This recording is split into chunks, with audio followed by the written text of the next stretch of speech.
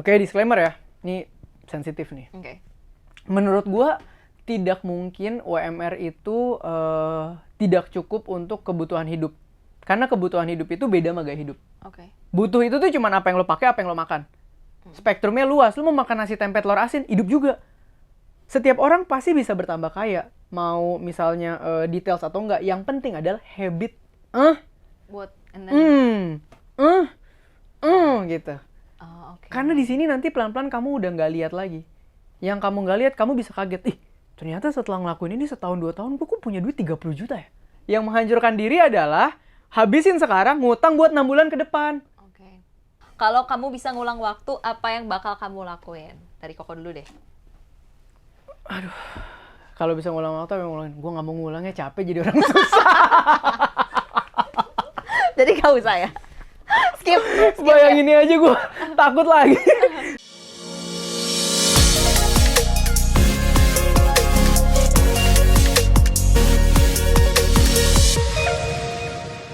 Hey everyone, welcome back to Safe Space Podcast. It's me, Agatha Chelsea. Aku seneng banget karena hari ini aku akan ngobrol-ngobrol mengenai bisnis, keuangan, dan juga basically how to navigate young adulthood kali ya.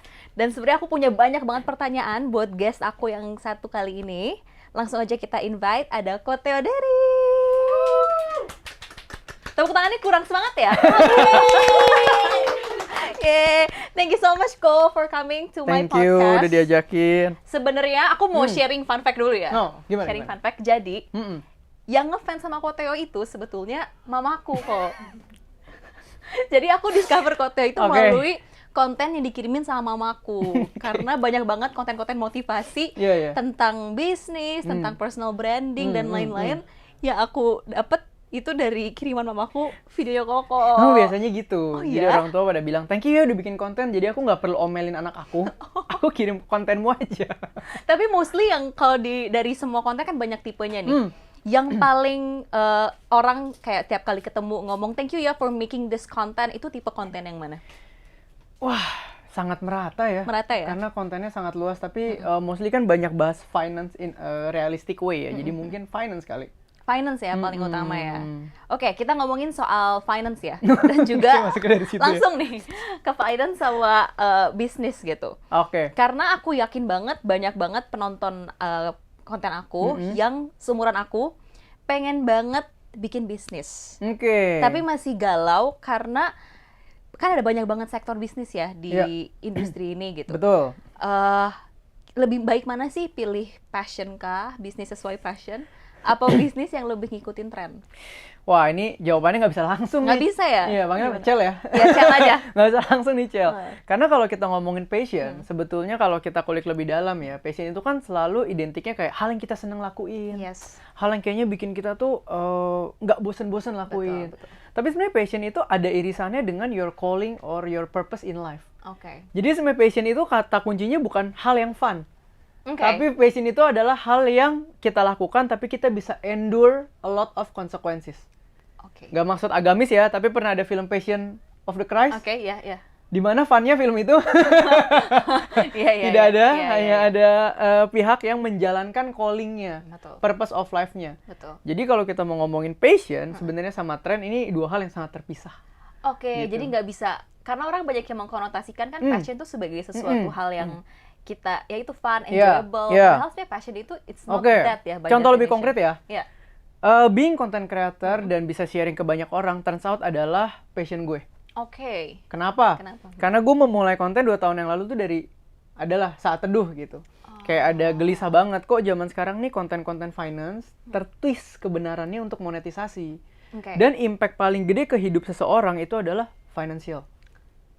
Jadi mau yang UMR, mau yang apa, kalau salah konten finance yang kita konsumsi, kita lakukan dalam hidup, impact-nya besar sekali, menyangkut keluarga, menyangkut kiri kanan, menyangkut teman, masa depan semua. That's why gue sangat tergerak mendoakan dan singkat cerita mulai konten.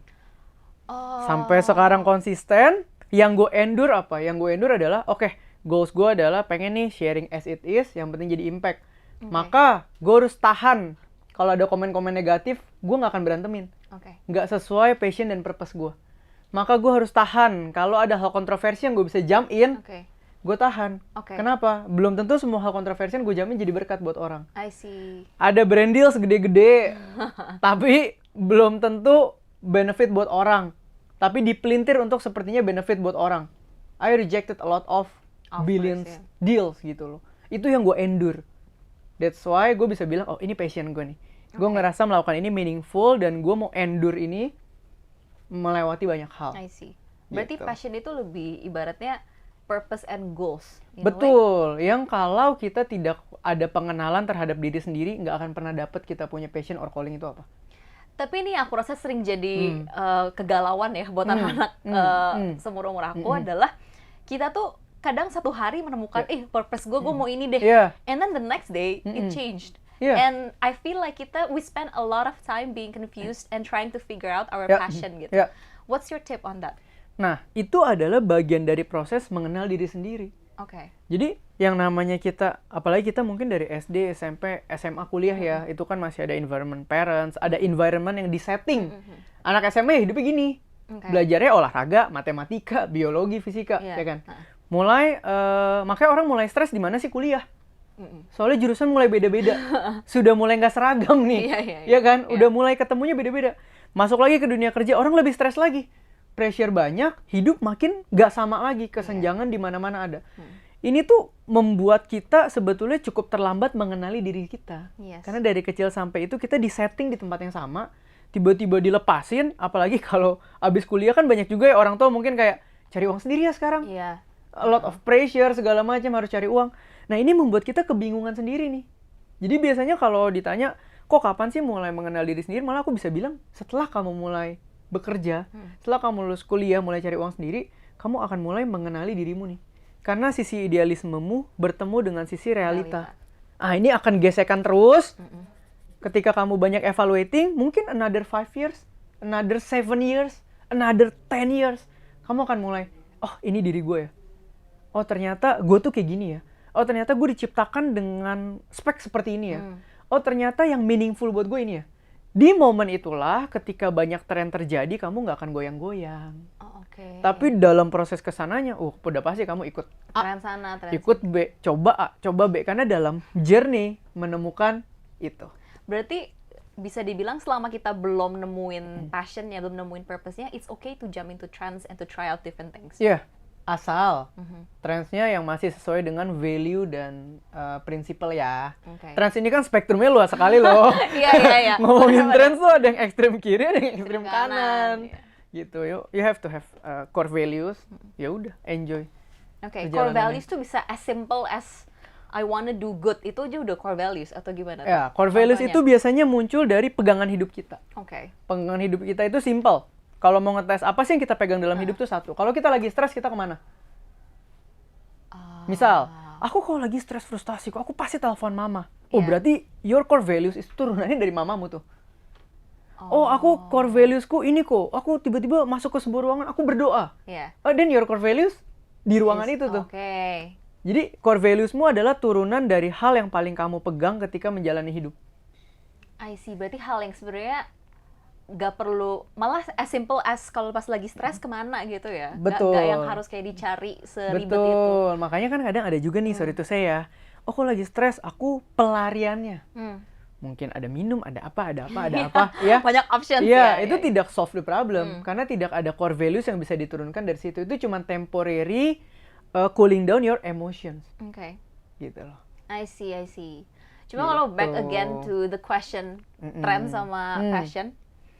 Kalau misalnya kita ngebandingin durability and sustainability of the business, which one is more mungkin bukan bilang profitable sih, mana yang lebih oke lah. Oke, pilihnya. kalau ngomongin bisnis, kita akan fokus di yang namanya cash flow sebetulnya. Oke. Setiap bisnis itu, misalnya kita tarik umur perusahaan 10 tahun ya, Oke. kita tarik nih garisnya, zret gitu ya. Tren kan banyak sekali dalam 10 tahun itu Yes. percabangannya ya. Kalau ditanya tren mana yang kita harus ikutin, oh kalau bisa align dengan bisnismu dan bisa jadi momentum, semua tren harus diambil. Karena dalam perjalanan itu momentum buat dapetin apa? Cash flow. Oke. Ada momentum, ada cash flow kan? Cash flow masuk, kita bisa kelola. Cash flow makin tebal, kita bisa menentukan arah company mau kemana. Oh. There is no such thing as strategical yang bagus, keputusan bisnis yang bagus tanpa cash flow yang bagus. Jadi basicnya itu dulu. Basicnya itu dulu. Jadi aku ditanya, kok tapi bisnisku mulainya dari tren? Nggak apa-apa. Bisnis selalu start dari problem atau momentum. Nggak apa-apa. Jadi use the trend as a momentum. Betul. Karena di dalam meleverage bisnis yang kita butuh pertama adalah cash flow. Cash flow yang didapat bukan dari hutang atau langsung cari investor sebenarnya ya. Cash flow yang didapat dari operasional company kita yang memang ternyata produknya market fit. Gitu. Nggak ada kok bisnis yang, ada nggak bisnis yang nggak ikut tren 10 tahun gitu terus? Nggak ada. Iya sih. Bisnis nggak ikut tren, bisnis ngambil momentum, mati. Mati ya pasti. Mati. Oke, berarti Mati. poinnya adalah passion atau trend emang yang ibaratnya what keeps us going is the passion, Yeah. tapi trend is the momentum to keep it kayak to the direction that Iya, you want. anggaplah tren itu kayak dapat course-course tambahan buat belajar. Oke. Ya, tapi kita punya kurikulum dasar adalah mencari passion itu dalam hidup. Oke. Nah, tren itu ya Batu loncatan ekstrakurikuler lah ya. lah. Oh, oke. Tiba-tiba ada ekskul catur. Oh, cobain nih main catur, enak nggak sih Oke. pulang sekolah? Oh, ada ekskul apa lagi? Modern dance. Modern dance seru nggak ya? Itu. I see. Yang ujungnya kita belajar membuat diri kita makin growing dan akhirnya kita akan ketemu tuh. Passionnya apa? Iya, makin kita kenal diri kita. But do you think Gitu. business is for everyone? Enggak lah. Kenapa? Gimana? Disclaimer dulu Coba, ya. coba. Oke. Disclaimer Explain. dulu, Iya. disclaimer dulu. Gue tuh bisnis dari 2015. Bukan karena gue cinta bisnis, tapi karena emang kepentok aja. Jalannya kebetulan kebukanya di situ. Oke. Nah, gue bisa bilang bisnis not for everyone. Kenapa? Karena gini. Ini backup aja ya. Gue kuliah di Prastia Mulia. Jadi waktu itu gue kan anak single parent. Oke. Nyokap ordinary worker. Jadi semua tabungan nyokap tuh dia all in buat gambling. Gue kuliah di situ. Oke. Uang pangkal pakai all innya dia. Semesteran gue berdua patungan. Oke. Jadi waktu gue masuk kuliah itu udah ada statement bahwa kita patungan ya. Ayo mah gas. Oke. Kalau ternyata nggak cukup duitnya paling jelek gue DO keluar. Tapi kalau Oke. syukur-syukur bagus, ya gue S1 nih. Oke. Nah, gas ya. Jadi kalian tahu nih relate-nya gue kayak gitu tuh ya. Speknya. Oke. Maju dong jalan. Terus menjalani bisnis gitu kan pelan-pelan. Ada opportunity, gas segala macam. Terus sekarang udah hampir 10 tahun. Gue lihat kiri kanan. Yang membuat orang tetap jadi entrepreneur itu adalah mental yang tahan banting. Oke. Ya, mental yang tahan banting. Dan biasanya orang itu nggak bisa diatur sama sekali. Oke. Biasa gabungannya dari dua itu. Biasa gabungannya cuman dari dua itu. Mental yang kuat sama Mental yang kuat. Karena gini, bisnis itu pressure-nya besar sekali. Oke. Dan kenapa kayak, misalnya kita ngomongin momentum ya, 2020 tuh kan pandemi ya. Iya. Buat bisnis gue yang pameran, tutup semua. Heeh. Ada stres di sisi kiri dong, Oke. bener nggak? Oke. Revenue 0. Oke. Apakah gue berhenti jadi entrepreneur? Enggak dong, gue terlanjur udah hidup dari situ. Oke. Di otak kanan gue nih harus mikir, then what's next adaptifnya. Berarti bahkan jeda waktu antara lu memproses stres sampai lu bisa ketemu solusi baru itu harus pendek kalau lu entrepreneur.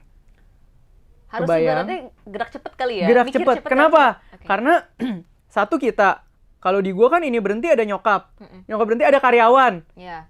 Lu mau, gue healing dulu ke gunung ya.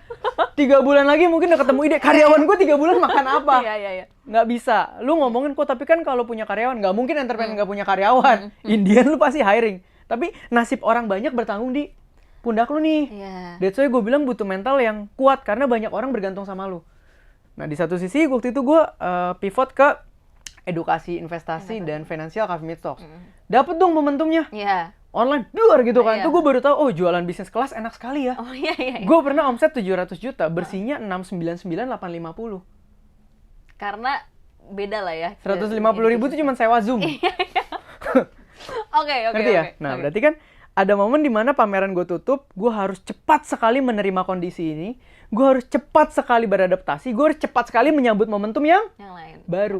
Terus bilang, kok enak dong omset segitu. Iya. Gue pemain baru di industri kelas, Iya. di industri finance.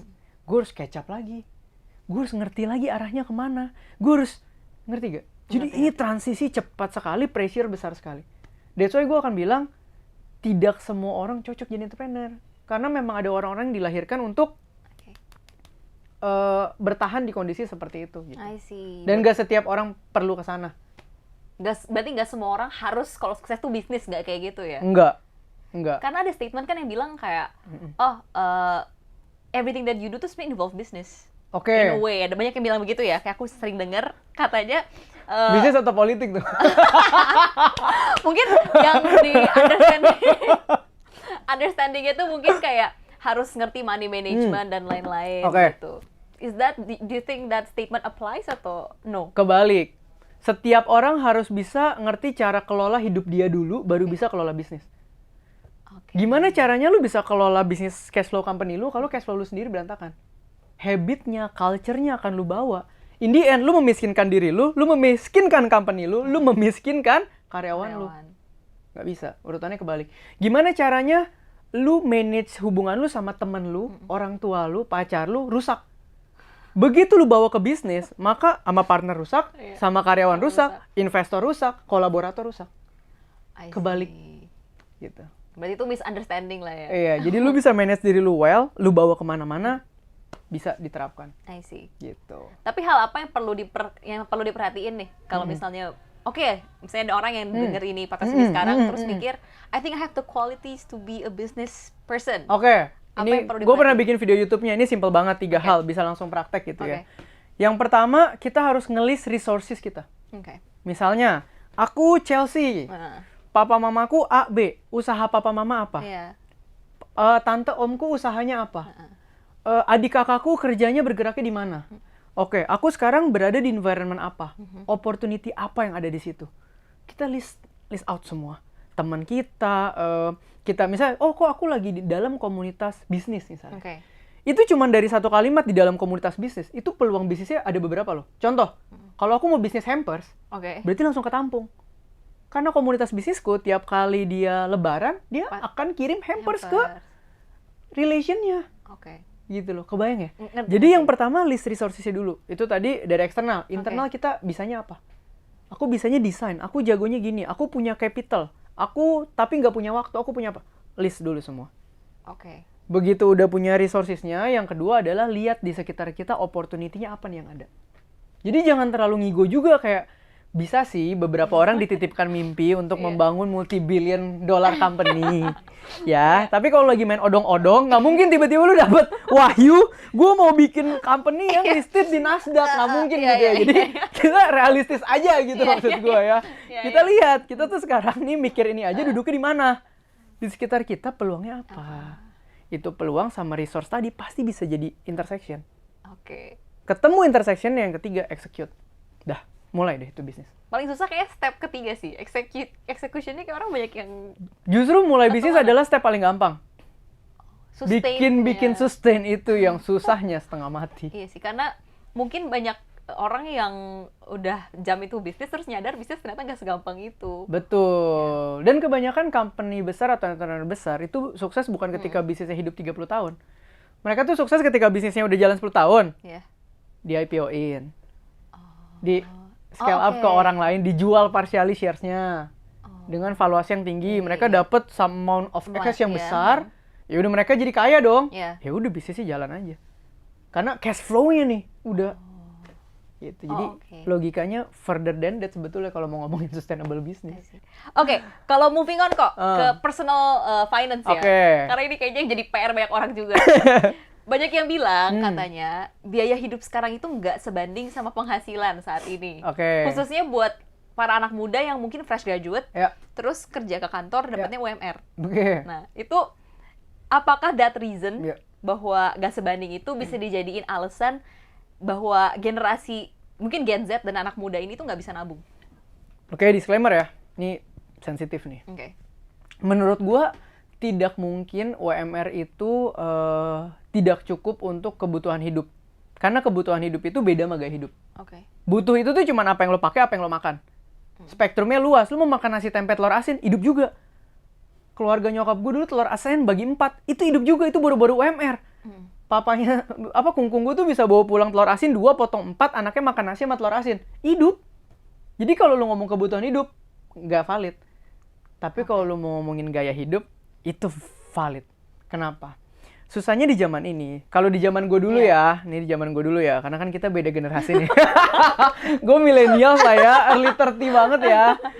Udah 3 nih depannya nih, gitu ya. Nah kalau zaman gue dulu tuh gini, simpel ya. Aduh, sekarang bisanya liburan ke Bandung. Oke. Pengen deh one day ke Singapura atau ke Jepang. Oke. Mungkin kalau 3 tahun lagi kita sudah membangun cash flow, nabung segala macem, gue akan qualified ya untuk bisa ke sana. Oke. Jadi ada proses sampai lu qualified ke certain gaya hidup. Oke. Zaman ini semua orang itu nggak ada yang aware. Di posisi gue yang sekarang, gue liburan ke sini tuh sehat nggak ya? Di posisi gue yang sekarang, gue beli ini tuh qualify nggak ya? Kenapa? Karena likuiditas, cicilan itu di mana-mana. I see. Bisa aja gue bilang, gue UMR, tapi gue ngerasa gue pantas ke Jepang, why not? Hidup cuma sekali. Gue cicil 12 kali. Gue pulang bulan ini, lunasnya bulan ini juga tahun depan. Nggak ada yang tahu kalau gue nyicil liburan. Tapi semua orang tahu, Theo Derek nih udah sanggup ke Jepang. Lu udah nggak bisa compare itu sama ngomong kebutuhan hidup.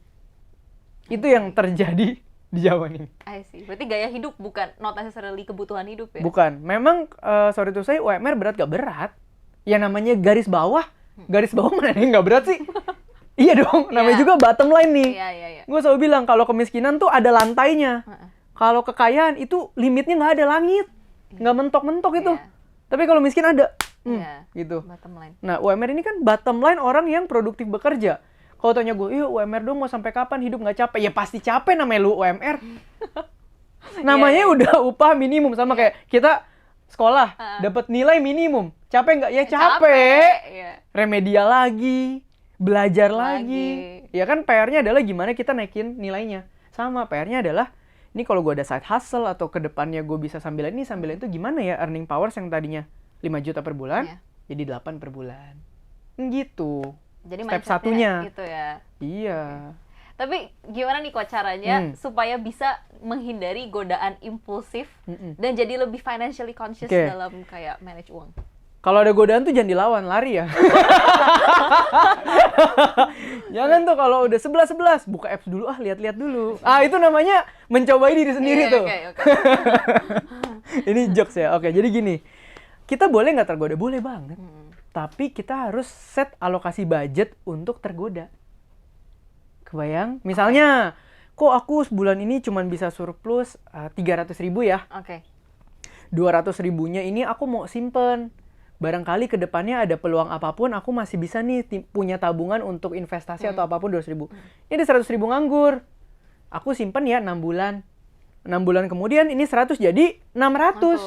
Bener nggak? Tiba-tiba bulan ini ada 12. Aku kalap kok. 600.000-nya aku habisin semua. Aku nggak akan bilang kamu boros. Aku bilang kamu hebat. Kenapa? Kamu habisin duit di dalam budgetmu yang sudah kamu siapkan 6 bulan sebelumnya. Oke. Yang menghancurkan diri adalah habisin sekarang, ngutang buat 6 bulan ke depan. Oke. Kebayang? Jadi kalau ada alokasi dan budgetnya, everybody bebas. Kok uang kamu pakai apa aja bebas. Kamu bilang, kok tapi aku absurd banget hobinya ya. Aku suka koleksi ayam-ayam yang dicat di depan sekolah, tahu kan tuh? Ya. Kalau bisa mau punya 200 ekor silakan. Aku nggak akan ngejudge kamu gila ya pakai duit buat itu. Enggak, kamu udah punya budget untuk kegilaan kamu, silakan. Berapa persentase budget yang oke untuk hal itu? Ini balik lagi background tiap orang beda. Tujuan orang beda, tapi sebetulnya paling bagus minimum setidaknya kita tuh bisa saving 20-30% dari income kita. Paling bagus ya, kalau bisa lebih ya lebih bagus. Buat apa? Karena gini nih, ini sekalian aku selipin ya. Bertambah kaya itu bukan masalah nambah brand. Ya, karena kalau kita udah kaya beneran, brand itu cuma opsi. Misalnya, gue mau beli mobil BM, Mercy atau apa. Kalau level lu belum di situ, itu menjadi sebuah hal yang extraordinary. Tapi kalau level lu di situ, lu bahkan mungkin belum tentu mau ganti. Nggak perlulah, karena lu udah bisa beli. Gitu ya. Nah, ini tuh harus dibedakan gitu loh. Nah, jadi kekayaan sebetulnya itu adalah proses shifting kita punya active income jadi passive income. Sekarang yang kita punya dari muda apa? Tukerin waktu dengan uang. Berarti waktunya ada nggak? Nggak ada. Uangnya logikanya ada nggak? Ada harusnya. Ada. Tapi berapa banyak sekarang? Nggak ada waktu, nggak ada? Nggak ada uang. That's the problem. Ya. Kenapa kita tukerin waktu sama uang? Supaya one day, uangnya kita bisa tukerin lagi sama waktu. Yang susah adalah ketika nyampe situ, kamu nggak ada waktu, nggak ada Ada uang. Ada kedua-duanya ya. Nggak ada itu. Jadi kalau kaya itu kita ngomongin masalah your passive income bisa cover kamu punya living cost, itu kaya. Karena bukan berarti, oh kok sekarang nih puji Tuhan ya umur 45 misalnya. Iya.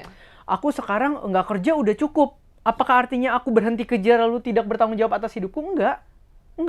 Aku boleh tetap bekerja loh. Aku boleh tetap bisnis loh. Aku boleh tetap cari uang. Tapi tuntutan finansial dalam hidupku hilang. Itulah definisi sebetulnya freedom yang sesungguhnya di dalam kondisi keuangan. I see. Tuh, jadi kok tapi aku kan sekarang bawa mobil keren banget. Nyicil pakai nih. Iya. Oh, aku nyicil kok, tapi ya ini setengah income-ku. Wah gila loh, itu namanya.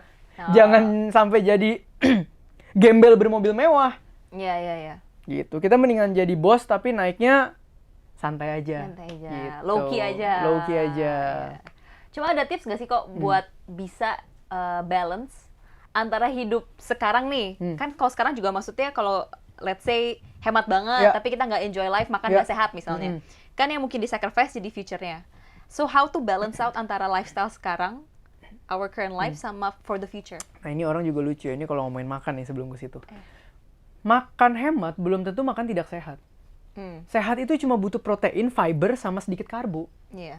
Kamu makan nasi sama tempe, sama sayur, sama telur rebus aja, itu sehat. Coba ke warteg, berapa duit itu? 15.000. Tadi gue makan itu 18.000. Tapi itu sehat loh. Kondisi gizinya terpenuhi semua. Oke. Jadi kalau kita ngomongin sehat sama hemat, ini dua hal yang terpisah dulu nih. Nggak bisa kita gabung. Cuman kalau kita ngomong makan enak, biasanya yang lebih mahal lebih enak. Itu beda cerita ya. Oke, yang sehat mentalnya tuh, bukan tubuhnya. Nggak, kok, tapi mungkin gini asumsinya ya. Sehat tuh kan, let's say orang udah sibuk bekerja nih, 9 to 5 misalnya. Udah nggak ada waktu lagi buat misalnya meal prep dan lain-lain. Betul. Jadinya beli mungkin yang di tempat yang mungkin preparationnya kita nggak yakin gitu, tapi harganya murah misalnya. Nah kalau dalam kondisi seperti itu gimana? Ya itu menurutku ya memang tidak ada masalah. Jadi gini, selama kita dapat income itu kan kita pasti udah sisihkan pastinya ya. Apalagi kalau gaji makin kecil biasa presentasinya makin besar. Mungkin 50-60% untuk kebutuhan hidup. Ya itu nggak ada masalah dari situ sebenarnya. Jadi menurutku hemat sama sehat ini beda. Dua hal yang harus berbeda nih. Dan hidup hemat sama hidup bertanggung jawab mengelola keuangan itu juga beda. Gitu loh. Kenapa? Contoh, kita nge-gym. Ya kita baru mulai nge-gym, kita sekarang obesitas. Ya. Wah, makan harus nyiksa diri nih. Supaya 6 bulan lagi aku nggak obes, supaya kolesterol turun. Apakah menyiksa diri? Enggak. Kamu punya goals. Nah, menyiksa diri ketika kamu sekarang hidup nggak punya goals. Ketika kamu punya goals, kok aku pengen 5 tahun lagi aku berjuang kayak gini, tapi aku nggak di sini. Beda cerita. Tapi kalau nggak ada goalsnya, kamu akan lebih banyak ngeluhnya dan kayak, aduh gila gue udah kerja ya, seminggu ini kerja 7 hari lagi, 2 harinya nggak dihitung lembur, libur belum ada, Senin masuk lagi. Masa sih gue nggak boleh spend hasil kerja gue gitu ya. Balik lagi tadi, boleh nggak? Boleh. Tapi budgetin, dialokasikan gitu. But menurut Koko, how detail should someone manage their money? Apakah harus di list pakai spreadsheet atau gimana tuh? Ini depend, balik lagi, setiap orang tuh beda. Ada yang nyamannya details banget, ada yang nyamannya highlight-nya doang. Kalau gue tuh tipe yang nyaman highlight-nya doang. Yang penting adalah gini, ini lucu, ini psikologi manusia ya. Kamu semakin bisa cepat bertambah kaya jika uangmu nggak kamu lihat. Contoh, hari ini masuk gajian atau THR, kita udah biasa sisihkan 20-30% untuk dana perkembangan hidup lah kita ngomongnya, either investasi, menyambut peluang bisnis atau apapun, pisahin rekening. Masuk, pisahin. Masuk, pisahin. Masuk, pisahin. Yang di sini udah terserah kamu mau habisin buat apa, coba ya kamu bagi-bagi gitu loh. Nah, dengan begini aja, bayangin misalnya kamu punya 7 juta, setiap bulan bisa ke sini 1 juta aja sampai 2 juta. Setahun udah 14 sampai 20 juta, 3 tahun udah 40 sampai 50 juta. Gitu ya. Jadi, setiap orang pasti bisa bertambah kaya. Mau misalnya details atau enggak, yang penting adalah habit. Gitu. Karena di sini nanti pelan-pelan kamu udah nggak lihat lagi. Yang kamu nggak lihat, kamu bisa kaget. Ternyata setelah ngelakuin ini setahun 2 tahun, gue punya duit 30 juta ya? Gue punya duit 40 juta ya? Jadi kayak nyimpen lupa gitu ya kok ya? Iya. Itu adalah apa ya? Cara yang paling realistis yang bisa dilakukan. Karena apa? Ini jujur, aku kan juga startnya dari keluarga menengah bawah ya. Jadi buat orang-orang kayak aku, terbiasa punya uang itu butuh adaptasi loh. Bener, bener. Tiba-tiba nih ya, pulang nih semua ya. Di rekening ada 300 juta, 300 juta, 300 juta, 300 juta, 300 juta. Coba mikir sekarang, pakai buat apa lo? Bingung nggak lo? Bingung nggak? Coba gue bilang, diemin 6 bulan. Jangan diapa-apain duitnya ya. Bisa nggak? Nggak bisa. Itu pun sebuah habit. Karena gue ngerasain. Karena gue ngerasain kayak, duit nganggur misalnya, 500-600 juta gitu ya. Nih ganti mobil sih sehat loh. Ini 300 nggak 300. Ngerti nggak sih? Ini ngerti ya? Nah, tapi kalau ada goals, kita ketahan. Dan ada metodenya. Metode tadi pisahin. Gitu. Misalnya sekarang kita punya uang nganggur 200 juta, tapi kita terbiasa misalnya reksadana or anything. Kita nggak akan cepet-cepet cairin buat beli baju misalnya. Enggak, karena kalah pamor. Masa investasi kita cairin buat beli baju? Kurang keren gue gitu. Ada psikologinya gitu. Oke, ada psikologinya ya. Iya, jadi harus dibantu dengan habit seperti itu. Masalah detail atau enggak, itu terserah. Masing-masing orang beda-beda ya. Orang. So bisa dibilang gini gak sih kok, money management dan juga business in general itu nggak cuma sekedar numbers but also psychology in a way. Habit, oke. Habit. Semua hal yang hari ini bagus jadinya itu mulai dari habit. Kok klise banget habit asli. Lu ngomong kayak, kok gue gak bisa nabung nih gaji 6 juta, nanti kalau udah 60 juta ketabung. Nggak punya habitnya tuh. Sama aja Ya. klise itu udah sama aja. Kenapa ada orang dapat income besar miskin lagi? Kenapa ada orang bisa dapat undian, dapat jumlah besar miskin lagi? Karena begitu dapat mentalnya kaget. Nggak ready. Nggak siap punya uang banyak. Nggak tahu ini gimana kelolanya ya. Tuh gitu guys. Oke, sekarang ini kita mau main games ya. Kita main games, ini udah ada kartu yang disiapkan sama tim aku. Wah, mantap. Kalau kamu bisa ngulang waktu, apa yang bakal kamu lakuin? Dari Koko dulu deh. Aduh, kalau bisa ngulang waktu, apa yang ngulangin? Gue nggak mau ngulangnya, capek jadi orang susah. Jadi gak usah ya? Skip Bayangin aja gue takut lagi. Sumpah orang kalau udah dari susah, mulai punya uang, yang dia paling takut tuh pasti susah lagi. Oh gitu, jadi skip aja gak mau ngulang. Oke. Ini aku jawab juga ya? Kalau aku ngulang sebenarnya aku nggak ada penyesalan juga sih, jadi nggak mau ngulang juga. Lagian kamu masih sangat muda sih. Apa yang mau kamu ulang? Jangan nunggu. Apa yang kamu ulang? Cuman ada momen di mana aku tuh ini loh kok, karena mungkin dulu kan aku tipikal, aku kerja dari kecil sebenarnya. Yeah. Cuma aku nggak ngerti uang. Jadi aku tuh kangen perasaan yang kayak kerjanya tanpa dorongan monetary. Tanpa dorongan, tanpa ambisi ya. Jadi kayak ya udah santai aja gitu. Terus gak ngerti uang juga. Aku rasa itu kayak the most simple life tuh ketika kita don't really understand money. Bener lagi. Iya kan, kayak itu pure happiness aja gitu. Iya. Oke, next one. Mau ngambil kok? Boleh. Kalau kamu bisa bikin dunia lebih baik secara instan, apa yang kamu mulai perbaiki? Nggak tahu ya, ini cuman ngebayang ya. Kayak ngebayang kalau aku kan dulu, mungkin kalau di agamaku dulu kalau baca-baca itu kan kayaknya enak ya waktu kita hidup currency-nya cuma buah-buahan. Iya bener kan? lagi. Iya. Selain orang itu badannya bagus-bagus karena makan bener. buah doang, semua sehat ya, gitu ya. Iya tadi nggak ada dorongan-dorongan. Iya nggak ada itu dorongan. ya. Jadi kalau ngomongin secara idealis, kayaknya sistem keuangannya itu yang mau aku cabut. Karena itu melahirkan begitu banyak bentuk kejahatan lain sebetulnya. Bener sih. Padahal hidup tuh kan simple ya harusnya ya. Simple. Iya. Kalau misalnya, tetangga kamu makan mangga, aku makan nangka, dia makan durian, siapa yang iri gitu? Bener nggak sih? Aku nggak bakal iri lihat kamu makan mangga kan? Kalau lagi makan mangga mungkin iri, lagi iya, pengen tapi iri kan kalau itu nggak harus dibeli, ada pohon-pohonnya kan kita tinggal tuker-tuker. Iya, tapi kalau uang kan udah beda cerita lah, semua dinominalin gitu. Kayak sedih kadang, relasi ada nominalnya. Iya gak sih? Tapi iya sih, benar iya sih. Kayak, benar. Kita mau lebih human, nggak bisa, kita ketahan. Kalau terlalu human, lu mati. Lu harus ketemu tengahnya gitu. Iya benar, harus balance antara lifestyle. Iya sih, it's quite sad sih sebenarnya. Iya, ini kalau ngayal-ngayal aja ngayal-ngayal ya. Oke. Kalau aku bisa bikin dunia lebih baik secara instan, apa ya? Mungkin sebenarnya karena waktu zaman dulu kan ini yang menurut aku quite funny sih. Zaman dulu tuh kita emang secara naturally kan kita diprogram buat nyari makanan yang lebih high calorie supaya lebih efficient, ya kan? Tadi gue udah jawab itu dalam hati lagi.